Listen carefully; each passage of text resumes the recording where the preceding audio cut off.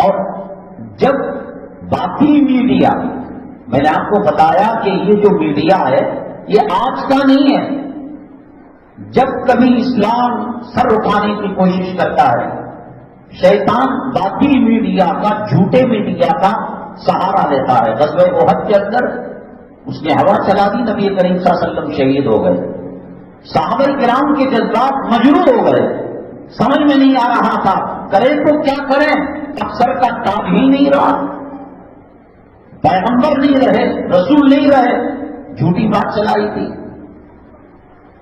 مکہ مکرمہ میں نبی کریم صلی اللہ علیہ وسلم پر حملہ کیسا کریں، دارالندوہ کے اندر میٹنگ تھی. اس میٹنگ کے اندر ایک بزرگ بڈھے کی شکل میں شیطان گیا اور اس نے کہا ایک قبیلے والے ماریں گے، ایک آدمی مارے گا، ایک علاقے کے لوگ نظر آ جائے گا.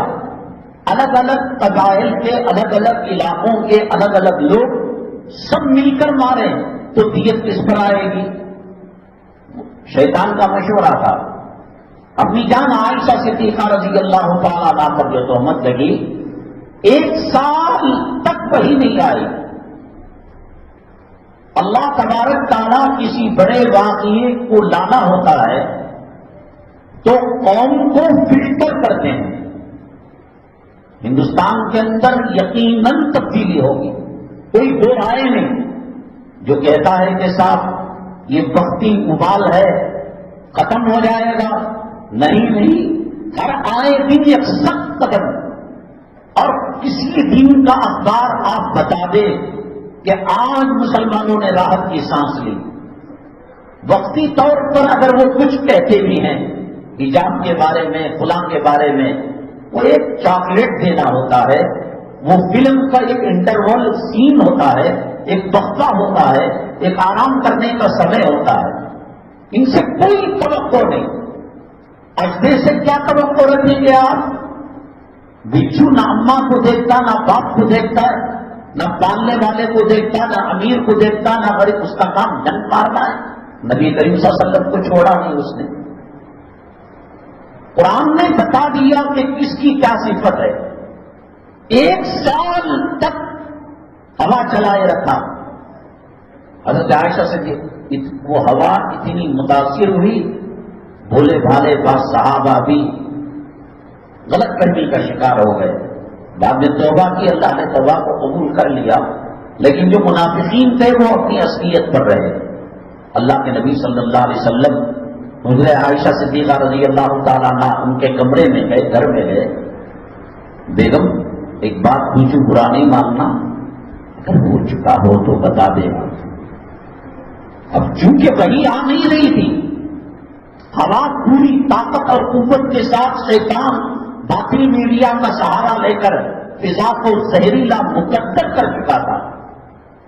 ایک بات جب چلتی ہے اور بہت بڑے زمانے تک اور بہت لاکھوں لوگ اس کو استعمال کرتے ہیں، تو پھر اس کے بعد اس کے خلاف کوئی بات کہتا ہے تو آدمی قبول نہیں کرتا.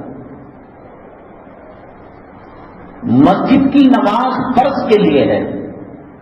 پہلے کی سنتیں، بعد کی سنتیں. اصل سنت یہ ہے کہ آپ کے گھر میں سنتیں پڑھے.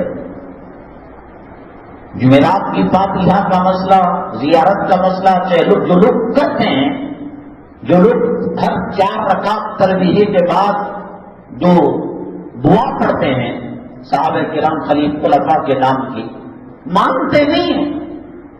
دل و دماغ کے اندر ایک بات چلی آ رہی ہے.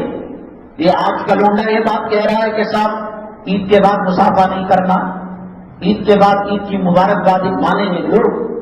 لاکھوں لوگ عرب میں، عجم میں، مشرق میں، مغرب میں، شمال میں، جنوب میں ایک زمانے سے کرتے آ رہے. یہ بڑی عجیب بات کہی. 27ویں رات کو جب کلام پاک ختم کرتے ہیں، یہ کس نے کہا ختم کرنے کے لیے؟ تراویح تو بعد میں بھی 2 یا 3 ہو سکتی ہیں.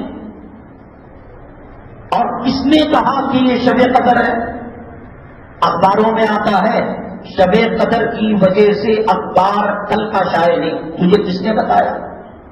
امام ابو حنیفہ رحمۃ اللہ علیہ فرماتے ہیں شب قدر پورے سال میں کبھی ہو سکتی.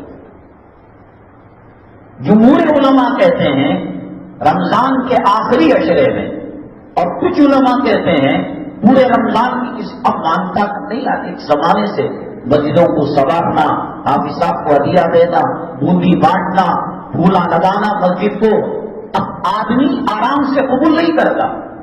اسی لیے اللہ کے نبی صلی اللہ علیہ وسلم نے فرمایا جو مری ہوئی سنت کو زندہ کرے گا اسے 100 شہیدوں کا ثواب ملے گا. یہ سنت ایسے ہی عام کر رہا ہے کہ اس علاقے میں مسواک نہیں تھی اور مسواک کی فضیلت بولی اور تقسیم بھی کیا، لوگ مان لیں گے. لیکن جس پر عمل صدیوں سے چلا آ رہا ہے اور بہت بڑا طبقہ اس پر عمل پھیلا ہے، نہیں مانتے. بہت مشکل ہوتا ہے کام میں.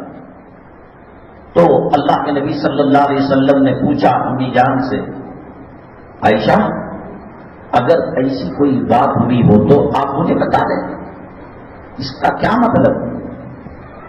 حادثے سے متاثر ہوا نبی کریم صلی اللہ علیہ وسلم کا قلب مبارک، ورنہ وضوح کے ساتھ کہتے، مسکراتے، صحابہ کرام سے ملتے.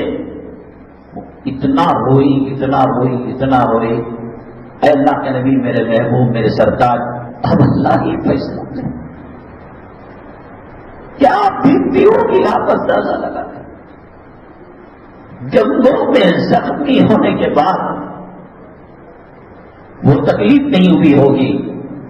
حضرت حمزہ رضی اللہ تعالیٰ عنہ کے جسم کے ٹکڑے ہونے کے بعد وہ تکلیف نہیں ہوئی ہوگی جب آپ نے اپنی زوجہ جس سے زیادہ محبت کرتے ہیں، عائشہ کچھ ہو تو بتا دو. بہت روئی. اللہ کے نبی صلی اللہ علیہ وسلم بھی رو کر کمرے سے نکل گئے. اس کے بعد سورہ نور میں اللہ نے آیت نازل فرمائی، وَالطَّيِّبَاتُ لِلطَّيِّبِينَ وَالطَّيِّبُونَ لِلطَّيِّبَاتِ. کہاں کی کیسی بات کر رہے ہیں لوگ؟ کیا ہوا چل رہی ہے؟ ہم نبی کے پاکیزہ بسترے میں پاکیزہ چیز ہی دیں گے.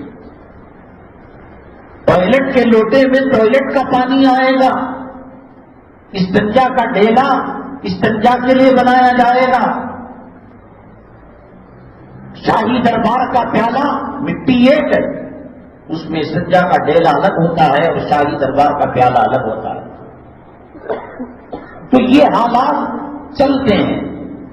اور جب وہی نازل ہونے کے زمانے میں پیغمبر کی موجودگی کے اندر ایسے حالات پیدا ہوئے اور کچھ صحابہ وہ متاثر ہوئے، تو یہ منافقوں نے خوب پیٹرول ڈالنے کا، تیل ڈالنے کا کام کیا.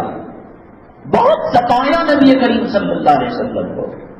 اور آپ کو معلوم تھا یہ منافق یہ اور جہنم کے جو طبقات ہیں ان میں سب سے خطرناک جہنم کی وہ وادی جو وادی سے خود جہنم روزانہ 70 مرتبہ پناہ مانگتی ہے. اے اللہ اس وادی سے، اس جہنم کے حصے سے ہمیں تکلیف ہو رہی ہے، ہماری حفاظت فرما. اور اس میں منافقوں کو ڈالا جائے گا. اذا جاءك المنافقون قالوا نشهد انك لرسول الله والله يعلم انك لرسوله والله يشهد ان المنافقین لکاذبون. یہ آئیں گے، یہ نعرہ بلند کریں گے، یہ کلمہ پڑھیں گے، یہ قرآن پڑھیں گے، یہ درود پڑھیں گے، یہ روزہ رکھیں گے، یہ زکات دیں گے، یہ جہاد کے آدھے راستے تک آئیں گے. واللہ یشہد ان المنافقین لکاذبون.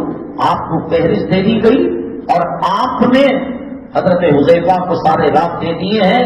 اللہ کو معلوم ہے کہ کس لیے آ کر قالوا نشهد انك لرسول اللہ آ کر کہتے ہیں کہ ہم آپ پر ایمان لائے.